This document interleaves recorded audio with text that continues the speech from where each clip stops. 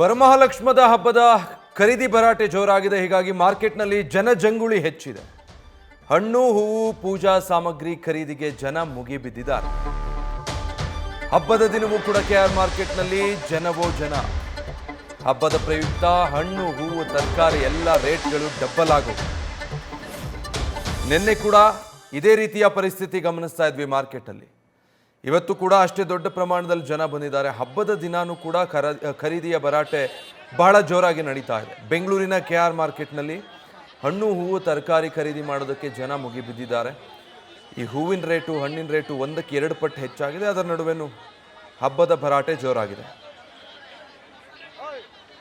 Details ಕೊಡ್ತಾರೆ Chandrashekhar, K R ಮಾರ್ಕೆಟಿಂದ ಲೈವ್ನಲ್ಲಿ join ಆಗ್ತಾ ಇದ್ದಾರೆ.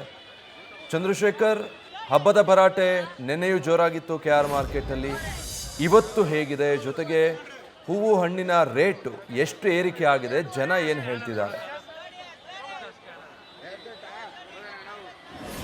ಖಂಡಿತವಾಗಿ ವಿಜಯ್, ಏನು ಮಳೆಯಿಂದಾಗಿ ಹೂವು ಹಣ್ಣು ರೇಟು ಜಾಸ್ತಿ ಆಗಿದೆ ಅಂತಾನೆ ಹೇಳ್ಬೋದು. ಯಾಕೆಂತಂದ್ರೆ ನಿನ್ನೆ ನಾವು ಗಮನಿಸಿದಾಗೆ ಏನು ರಾತ್ರಿ ಶುರುವಾದಂತಹ ಮಳೆ ಬೆಳಗಿನ ಜಾವವರೆಗೂ ಕೂಡ ಸುರಿದಿತ್ತು. ಈ ಹಿನ್ನೆಲೆಯಲ್ಲಿ ಎಲ್ಲ ಒಂದ್ ಕಡೆ ಕೆಆರ್ ಮಾರ್ಕೆಟ್ ಅಲ್ಲಿ ಸಾಕಷ್ಟು ಒಂದು ಅಭಾವ ಅಂದ್ರೆ ಸಾಕಷ್ಟು ಡಿಮ್ಯಾಂಡ್ ಹೆಚ್ಚಿತ್ತು. ಈ ಹಿನ್ನೆಲೆಯಲ್ಲಿ ರೆಗ್ಯುಲರ್ ಆಗಿ ಮ್ಯಾಕ್ಸಿಮಮ್ ರೇಟ್ ಏನಿತ್ತು ಅದನ್ನ ಮೀರಿದೆ ಅಂತ ಹೇಳ್ಬೋದು. ಅಂದ್ರೆ ಶಾಮಂತಿಗೆ ರೆಗ್ಯುಲರ್ ಆಗಿ 400 ರೂಪಾಯಿ ಕೆಜಿಗೆ ಇರ್ತಾ ಇದ್ರೆ, ಆದ್ರೆ ಈ ಬಾರಿ 700ರಿಂದ 800 ರೂಪಾಯಿ ಇದೆ ಅಂತ ಹೇಳಿ ಸದ್ಯಕ್ಕೆ ಇಲ್ಲಿನ ವ್ಯಾಪಾರಸ್ಥರು ಹೇಳ್ತಾ ಇರೋದು. ಇನ್ನು ನಾನು ಕೆಆರ್ ಮಾರ್ಕೆಟ್ ಅನ್ನ ಕೂಡ ತೋರಿಸ್ತಾ ಹೋಗ್ತೇನೆ ವಿಜಯಗಳಲ್ಲಿ ಯಾವ ರೀತಿಯಾಗಿ ಇಲ್ಲಿ ಜನ, ಅಂದ್ರೆ ನಿನ್ನೆ ಕೂಡ ನಾವು ನೋಡಿದ್ವಿ ಯಾವ ರೀತಿಯಾಗಿ ಜನ ಕಿಲೋಮೀಟರ್ ಗಟ್ಟಲೆ ಟ್ರಾಫಿಕ್ ಇದ್ರು ಕೂಡ ಏನು ಅದನ್ನ ಕನ್ಸಿಡರ್ ಮಾಡದೆ ಬಂದು ಇಲ್ಲಿ ಶಾಪಿಂಗ್ ಅನ್ನ ಮಾಡ್ಕೊಂಡು ಹೋದ್ರು. ಇವತ್ತು ಸಹ ಅಂದ್ರೆ ಹಿಂದೆ ಹಬ್ಬ ಇದ್ರು ಕೂಡ ಸಾವಿರಾರು ಜನ ಸಂಖ್ಯೆಯಲ್ಲಿ ಕೆಆರ್ ಮಾರ್ಕೆಟ್ಗೆ ಬಂದು ಹೂವನ್ನ ಖರೀದಿ ಮಾಡ್ತಾ ಇರುವಂತಹದ್ದು ನಾವು ಗಮನಿಸಬಹುದು. ಅಂದ್ರೆ ರೇಟ್ ಎಷ್ಟೇ ಇದ್ರೂ ಪರವಾಗಿಲ್ಲ ಅಥವಾ ವಾತಾವರಣ ಹೇಗೆ ಇದ್ರೂ ಪರವಾಗಿಲ್ಲ, ವರಮಹಾಲಕ್ಷ್ಮಿ ಹಬ್ಬ ಇಂಪಾರ್ಟೆಂಟು,